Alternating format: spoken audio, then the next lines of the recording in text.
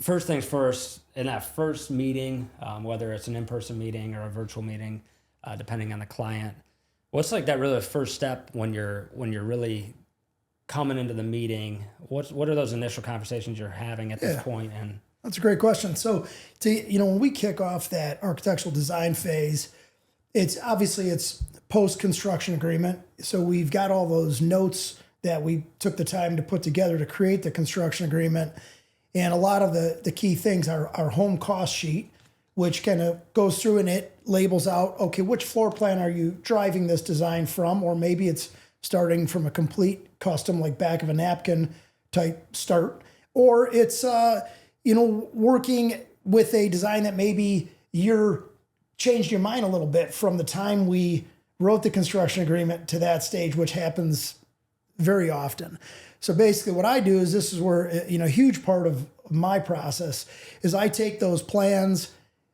My first step is to get them an initial draft, because either that or we're just kind of retouching on what's in the construction agreement. So I work with the draftsman and the architect in the background, along with the engineers who do all of the site planning itself. Work with them in the background to create that initial draft. I get that initial draft put together. That's the time frame when I set an appointment, whether it's in person or Zoom meeting. Very rarely is it just through email, because I really need the conveyance engagement and be able to, talk together and bounce ideas off of each other, because, as you're bouncing ideas off of each other, things like the plan design really progress as well. So that's, that initial time frame.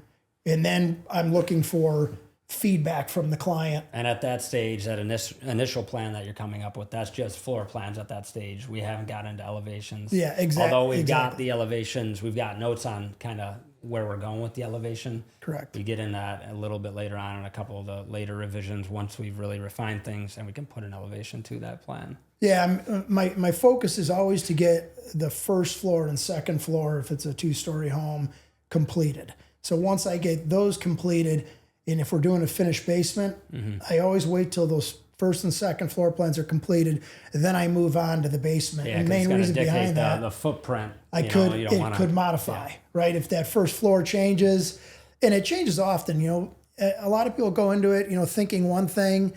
They talk to a friend or spend more time on Houzz or Pinterest or whatnot. Even spending time just studying the plan concept that you initially came up with, right? And like, kind of virtually walking yourself through. Like, okay, I envision myself in this room. Maybe I want it a little bit bigger. Maybe we want a linen closet here. Maybe we want the door here. I think that's the beauty of they understand that we're 100% custom, right? And with a lot of builders and such, you don't really get that opportunity. It's like, hey, here's what you get, and which is a plus and a minus, right? Because if it is here's what you get, it shortens the time frame. Yeah. But nobody that's purchasing from us really wants a here's what you get. That custom experience. They're building their one They've already had home. several homes. Yeah. And they're looking for something specific.